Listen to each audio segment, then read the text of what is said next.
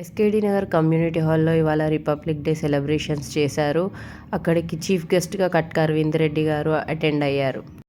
జనగణమన అధినాయక జయ హే భారత భాగ్య విధాత పంజాబ్ సింధ్ గుజరాత్ మరాఠా ద్రావిడ ఉత్కళ వంగా వింధ్య హిమాచల యమునా గంగా ఉచ్చల జలధి తరంగా తవ శుభ నామే జాగే तव शुभ आशीष मांगे गाहे तव जय गाथा जनगण मंगलदायक जय हे भारत भाग्य विधाता जय हे जय हे जय हे जय जय जय जय हे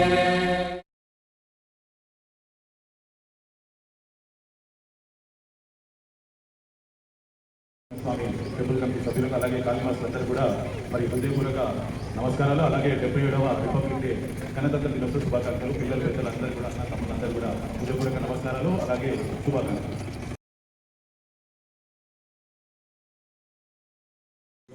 దాదాపు లక్ష్మీనరసింహస్వామి ముఖద్వారానికి పండిట్ జవహర్లాల్ నెహ్రూ, మన సర్దార్ వల్లభాయ్ పటేల్, నేతాజీ సుభాష్ చంద్రబోస్ ఎవరి దారి వాడేది. And our country has had secular and democratic republic. Republic Day reminds us about the great freedom fighters like Dr. B.R. Ambedkar, Mahatma Gandhi, Jawaharlal Nehru, and many freedom fighters who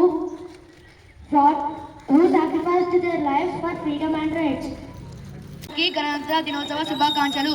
ఈరోజు మనం 77వ గణతంత్ర దినోత్సవాన్ని జరుపుకుంటున్నాం. మనకు 1950 సంవత్సరంలో గణతంత్ర దినోత్సవం వచ్చింది. ఈరోజు భారతదేశ ప్రజలకు ముఖ్యమైన రోజు.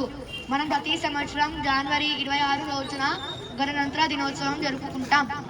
మనకు 1947 రోజున స్వాతంత్రం వచ్చినా కూడా సొంత రాజ్యాంగం లేదు. డాక్టర్ బిఆర్ అంబేద్కర్ రాజ్యాంగాన్ని రూపొందించడానికి ముసాయిదా కమిటీని ఏర్పాటు చేశారు. ఈ కమిటీని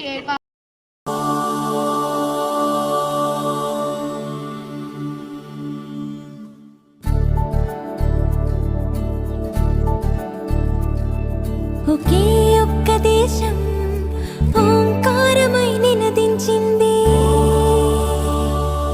ఒకే ఒక్క దేశం శాంతి మంత్రాన్ని వినిపించింది.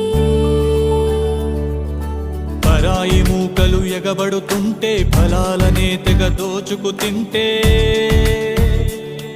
ఆకే ఒక్క దేశం పౌరుష జ్వాలలు రగిలించింది. పోరాటాలకు సిగొలిపింది. బానిస సంఖ్యల భళ్ళున తెంచి స్వరాజ్యాన్ని సాధించింది. స్వతంత్రాన్ని అందించింది.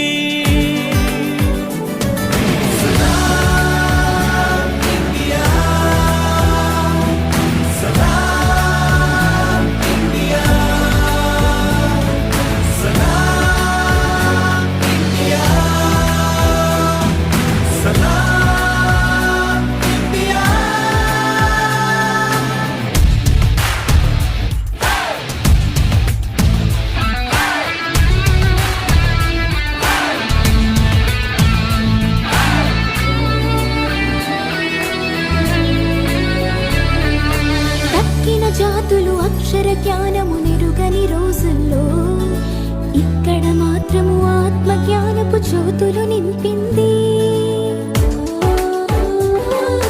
తక్కిన వారికి వ్యాధుల వేదన తప్పని కాలంలో ఇక్కడ మాత్రం ఆయుర్వేదపు దీవెన కురిపించింది.